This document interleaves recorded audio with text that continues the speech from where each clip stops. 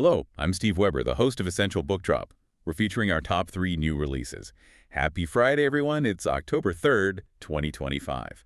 With me, as always, is my co-host and my bookworm sidekick, Cassandra. Good morning, Cass. Good morning. Ready to dive into some great new reads. Absolutely. We've got a really interesting mix today. First up, we're going behind the scenes of a film classic. Then we'll jump into some long-running satirical crime and finish with a pop star's tell-all memoir. Sounds fantastic. Where are we starting? With Hitchcock. We are. Let's get into Rear Window. The Making of a Hitchcock Masterpiece in the Hollywood Golden Age. It's by Jennifer O'Callaghan, and the genre is performing arts. Okay, Rear Window, a true classic. This book sounds like it's aiming to be the definitive story of how it got made. That's the idea, a real deep dive into the production. And, the book really emphasizes how the film forces you, the viewer, to confront your own voyeuristic side. Right, those darker impulses maybe. It really plays on that. And a key part of that is the bold structural choice Hitchcock made. Exactly. The whole thing shot from inside that one Greenwich Village apartment. Yeah, that limited point of view. Stuck there with Jimmy Stewart, looking out the window. It was a huge gamble for a major film. A gamble, but also maybe a bit of a clever dodge. Because you have to remember when this was made. Mid-50s. Oh, yeah. We're talking the Hollywood blacklist era, McCarthyism. And the Hays Code dictating everything on screen. Very restrictive times. Super restrictive. That was Hollywood policing itself, basically. Telling filmmakers what they could and couldn't show, how crimes had to be punished, even how long a kiss could last. Wild stuff. So the book argues that by locking the camera and us inside Jeffrey's apartment, Hitchcock kind of sidestepped some of those rules. that seems to be the argument. Because we become the voyeurs, right? The film puts the act of looking, maybe judging, squarely on the audience. If he'd used standard shots, moving around, showing more, it could easily have been labeled exploitative or indecent by the code office. But since we're confined, seeing only what Stewart sees. The moral questions are directed at us. It makes us complicit in the looking. Yeah, and the book apparently connects this to the whole atmosphere of the time, too. The Cold War paranoia, being encouraged to watch your neighbors. Suspicious behavior, yeah. Hitchcock was tapping into something very current, showing the danger, but also maybe the thrill of looking too much. Long before Instagram and TikTok made watching strangers totally normal. Exactly. So he pushed those buttons, but within a framework the studio system could ultimately accept. It's fascinating how he balanced it. It really is. So this sounds perfect for anyone interested in classic movies, obviously. Definitely. Or just how filmmakers get creative when they're working under, really tight constraints, whether political or moral. Plus, you get the inside scoop on James Stewart and Grace Kelly. Talk about star power at its absolute peak. Oh, absolutely. Golden Age icons that mix the stars, the innovative technique, the hidden commentary, all under pressure. It's why the film endures. The book sounds like it really unpacks all of that context. Okay, so from navigating external constraints in filmmaking, let's shift gears completely. How about the self-inflicted kind of chaos? Are we moving on to The Private Investigator? We are. This is Winning Hand. It's by Mike Farrisee, and it's listed as satire fiction. Okay, Mike Farrisee. And this is part of a series, right? The Dev Haskell series. It is. And get this. It's book 40. 40? Wow, okay. Right. That alone tells you something. People clearly love this guy. 40 books. That's incredible staying power. It suggests readers know exactly what they're getting and they keep coming back for more. It's that kind of reliable, maybe comfort read. Seems like it. So the setup is this private investigator, Dev Haskell. And he's not your typical hard-boiled detective. He seems to be, constantly making bad decisions. Yeah, the description usually involves words like questionable judgment, bizarre circumstances, corner cutting. He kind of digs his own holes. Apparently with a lot of humor, though. The series gets praise for tight plots, but also being genuinely funny with quirky characters, set in Minneapolis, St. Paul. Okay, so funny crime fiction.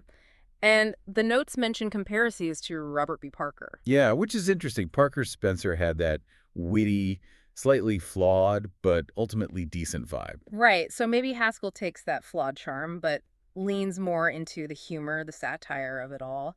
Less moral center, perhaps, more charming screw-up. Could be. And the title Winning Hand, you just know that's going to be ironic for a character like that. Oh, definitely. He probably gets dealt what looks like aces, maybe a huge case falls in his lap, or he wins big somewhere. And it immediately turns into, like, the biggest disaster of his life. Exactly. A problem disguised as good luck. That feels very much in line with that kind of satirical PI character. And the appeal, especially after 40 books, must be that consistency. You want Dev Haskell to keep making those same mistakes. Yeah, you're not looking for massive character growth in book 40 of a series like this. You're there for the ride to see how he navigates the mess this time. His internal constraints, his own nature, are what drives the plot. Precisely. He has to be the guy who takes the shortcut that leads off a cliff. That's the fun. So, perfect for mystery fans who, like, laughs with their crime. Or, if you're looking for a long series to get into, and you enjoy watching a charming character consistently choose chaos. 40 books proves it works for a lot of readers. Okay, so we've had external constraints choosing chaos. Let's move to our third book, which deals with the constraints of fame and the struggle to define yourself after massive early success. The Debbie Gibson memoir. That's the one. Eternally Electric, The Message in My Music. And this is genre-wise pop artist biography or memoir. Okay, Debbie Gibson, Electric Youth, all that. But the key thing the notes flag right away is pretty staggering. Go on. At 16, she became the youngest person ever to write, produce, and perform a Billboard #1 hit with Foolish Beat. That was 1988. 16, wow. Write, produce, and perform? Yeah. That's incredible talent and control at that age. Unbelievable. But that achievement is sort of the launching point for the memoir's main theme, which is the flip side. The price of that success. Exactly.